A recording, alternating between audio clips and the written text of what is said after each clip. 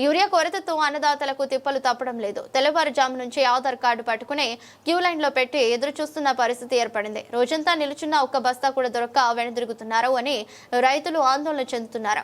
రాజాపేట మండలంలోని రేణుకుంట పిఎస్సిఎస్ కార్యాలయం రైతులు 2-3 రోజుల తర్వాత ఇచ్చే యూరియా టోకెన్లు కూడా ఎదురు చూస్తున్నారు.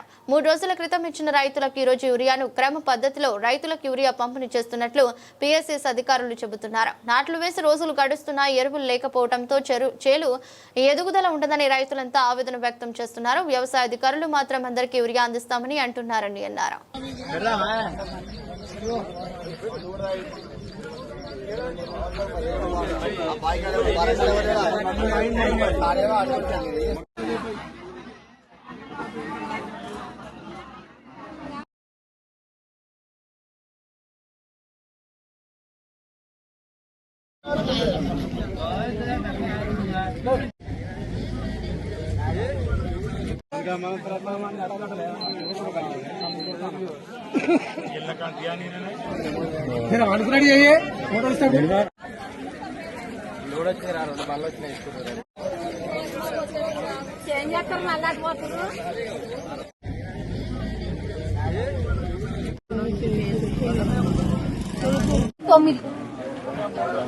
అది 170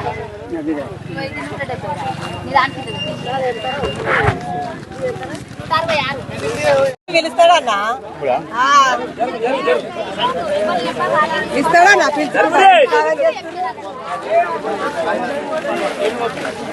ఆధార్ కార్డు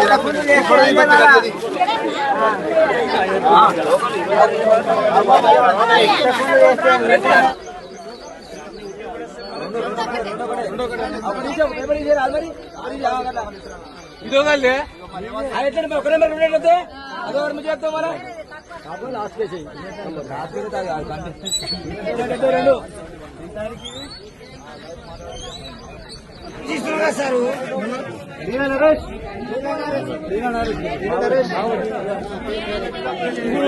అంత మూడు వచ్చిన మంది చేస్తున్నాం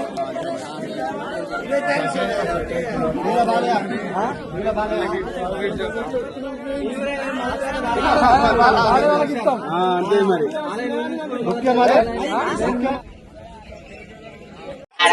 రైతుల కోసము ఇక్కడ మరి రైతులందరూ వచ్చి ఇక్కడ ఇట్లా కూర్చుంటారు. మరి అడ్డం పెడతారు. కనీసం వీళ్ళకి ఒక 2 క్యాన్ల నీళ్ళు తెచ్చి ఇక్కడ పడేస్తే తాగుకుంటానని కూర్చుంటాను. ఫుడ్ పెట్టకుండా సరే సార్ కనీసం తాగడానికి వాటర్ అన్న ఇప్పించాలి కదా. ప్రభుత్వం ఇది గవర్నమెంట్దే కదా, ప్రైవేట్ అయితే కాదు కదా. తెచ్చైతే రైతులకు కనీసం వాటర్ అన్నా పెట్టాలి కదా.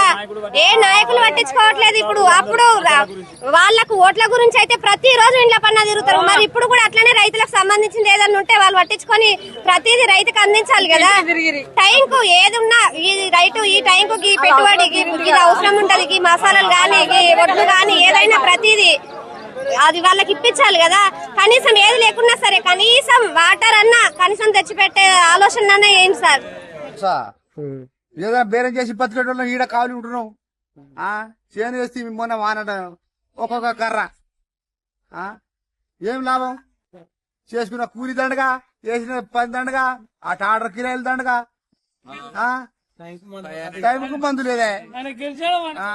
ఆయన మంచిగా వేసినా వాడుకునే 2 బ్యాగులు ఇస్తే ఏమి సరిపోతుంది? ఏం జరుగుతుంది?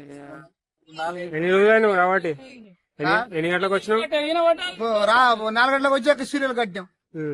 అన్న గొడవ కట్టుకొచ్చినాం. ఇక ఈశ్వర వచ్చిండు ఎండలో పోయి నిన్న వచ్చినాం, మొన్న వచ్చినాం, అట్టే తిరిగిపోతున్నాం. రోజు తిరుగుడు వచ్చిండు. 12 తారీఖు వచ్చిండు, 13 తారీఖు వచ్చిండు, ఇవాళ 14 తారీఖు. ఈ డేట్ మళ్ళా ఇప్పుడు ఎంత 20 కేసురా 21 ఇట్లా వేస్తే ఏం చేయాలి? ఇప్పుడు అది గ్రోత్ పోతుంది. గ్రోత్ పోతే ఏం చేయగలుగుతాం చెప్పు? టైం కేసినా అదేమన్నా పావుల వరకు అట్లే ఇంత వస్తుంది.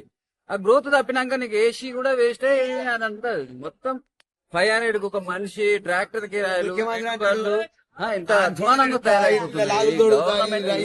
నాకు అర్థమైతలేదు. చాలా ఇబ్బందికరంగా ఉన్నది. 10 తారీఖు నాడు వచ్చిన 1-2 బ్యాగులు దొరికినాయి. ఇప్పుడు మళ్ళీ ఇది దాకా రోజు తిరగటమే. వీడికి పని వదిలేసి, పసులు వదిలేసి, బాయికాడ పని వదిలేసి ఇంత ఘనం తిరుగుతా ఉన్నాం. మళ్ళీ ఈ రోజు టోకెన్ ఇస్తే 20 తారీఖు నాడు రావాలంట. మళ్ళీ డబ్బులు కట్టాక మళ్ళీ నంబర్ వస్తే ఏం చేయాలా చెప్పు? మళ్ళీ వస్తే వేరే అక్కడ పశువులు ఆకలికి చనిపోతున్నాయి, గడ్డి కోయాలి, అట్లా నిడవాలా, అంత అద్మానం ఉంది పరిస్థితి. ఏ ఊరన్నా? మా జాల రాజపేట మండలం జాల విలేజ్. నీ పేరు? నా పేరు వెంకటేష్.